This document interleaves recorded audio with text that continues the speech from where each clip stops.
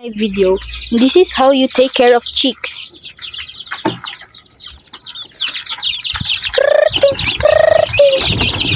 This is what you call, I don't know, but I call this powdered corn.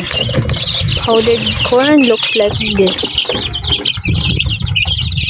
And we feed the chicks because they like powdered corn.